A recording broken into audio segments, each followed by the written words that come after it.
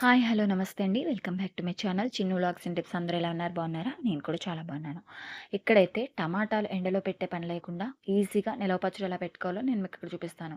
నేను ఇక్కడ ఒక అర కేజీ టమాటాలని శుభ్రంగా కడిగి ఆరబోసుకున్న తర్వాత అది ఎండబెట్టుకున్న తర్వాత ఇలాగా ఒక టమాటాని 4 ముక్కలుగా చేసుకొని పక్కన పెట్టుకున్నాను. ఇక్కడైతే ఒక బాండి తీసుకోండి. అందులో ఎటువంటి నూనె వేయనవసరం లేకుండా టమాటా ముక్కల్ని అందులో వేసేయండి. దీంట్లో నెక్స్ట్ వచ్చి మనకి ఒక 50 గ్రాముల చింతపండు వరకు పడుతుంది. అర కేజీ టమాటాలకి 50 గ్రాముల చింతపండు పడుతుందండి. ఈ చింతపండుని మనము ఇక్కడ నేను చూపిస్తున్నట్టుగా ఎటువంటి గింజలు లేకుండా, పీచు గానీ ఏమీ లేకుండా, ఎలాంటి ఏసులో ఉండకుండా క్లీన్ చేసుకొని వేసుకోవాలి. లేదంటే మళ్ళీ మనకి పచ్చడి చేసుకునేటప్పుడు అందులో మనకి కొంచెం నోటికి మధ్య మధ్యలో తగులుతూ విసుగ్గా ఉంటుంది కదా! సో, అలా పెట్టేసుకున్న తర్వాత మూకుల్లో ఒకసారి కలిపేసుకొని మూత పెట్టేసుకొని మగ్గించుకోవాలి.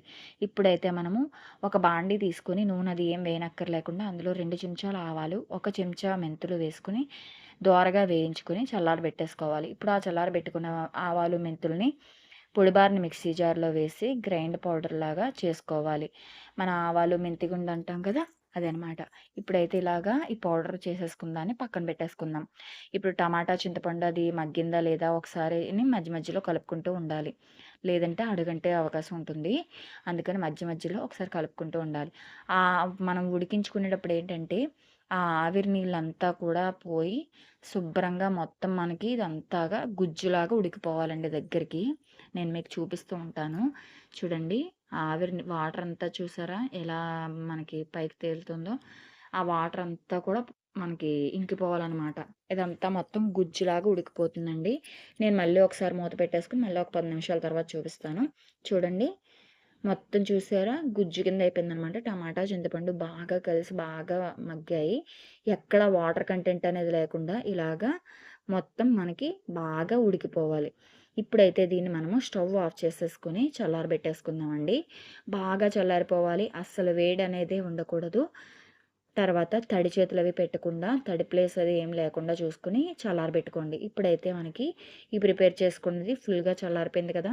ఇప్పుడు దీన్ని మనము ఇందాక మెంతులు గుండా మనము ఆడిపెట్టుకున్నాం కదా! అదే మిక్సీ జార్‌లో ఈ చల్లారిపోయిన ఈ టమాటా, చింతపండు గుజ్జును కూడా అందులో వేసేసుకుందాం. ఇలా వేసేసుకున్న దాంట్లో మనకి ఒక పెద్ద కప్పు కారం తీసుకుంటున్నాను.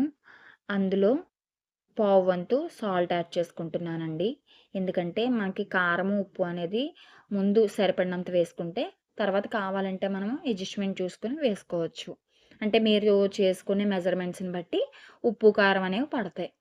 ఇప్పుడైతే అది మనం గ్రైండ్ చేసేసుకొని పెట్టేసుకున్నాము. అందులోకి ఇంగువ పోపయితే వేద్దామండి. ఇందులోకి మనకి పచ్చడిలోకి నూనె ఎక్కువ ఎంతుంటే అంత బావుంటుందండి. నూనెలో ఊరుతూ ఉంటేనే పచ్చడనేది టేస్ట్‌గా ఉంటుందనమాట. నేను మీకు ఇందాక కారం చూపించాను కదా! అదే కప్‌తో నేనిక్కడ ఆయిల్ తీసుకున్నాను. ఇందులో అయితే నేను ఆవాలేసుకుంటున్నానండి. ఇందులో మీరు శనగపప్పు, మినపప్పు, ఎండుమిర్చి, కరివేపాకు అన్నీ వేసుకోవచ్చు. మా వారికి కొంచెం చెయ్యి బాగోలేదు. కుట్లు వేశారు. అందుకని నేను శనగపప్పు అవి ఏమీ యాడ్ చేయకుండా జస్ట్ ఆవాలేసి కొంచెం చిటపట పడినాక ఆ ఆయిల్ మరిగాక అందులో ఇంగువ వేశాను. ఒక్క స్పూన్ వరకు ఇంగువ వేశానండి పెద్ద స్పూన్ తోటి. ఇంగువ నూనె కాచి పోసుకుంటే పచ్చడనేది నిల్వ ఉంటుంది. అస్సలు పాడవదు. ఇప్పుడైతే ఈ ఆయిల్ బాగా మనకి ఇంగువంతా బాగా కరిగింది కాబట్టి అందులో ఈ పచ్చడి వేసేసి ఒక 5 నిమిషాల పాటు అలాగా మగ్గించుకోవాలి అందులో. ఎందుకంటే ఆయిల్‌లో ఎక్కువ సేపు మనము చాలామంది పచ్చడి నిలవ ఉండట్లేదు అనుకుంటారు కదా!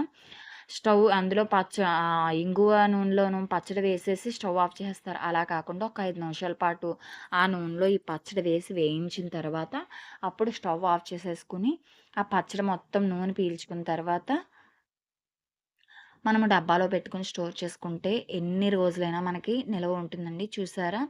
మొత్తం నూనంతా పీల్చేసుకుంది. ఎంత నూనె వేసినా కూడా పచ్చడి పీల్చేసుకుంటుందండి. కానీ పచ్చడికి నూనె ఎక్కువ ఉంటేనే అది టేస్టు బావుంటుంది. చూడడానికి కూడా కలర్‌ఫుల్‌గా రెడ్ కలర్‌లో ఉంటుందనమాట. ఫైనల్లీ మనకి టమాటా నిలవ పచ్చడి రెడీ అయిపోయిందండి. మీరు కూడా ట్రై చేసి టేస్ట్ ఎలా ఉందో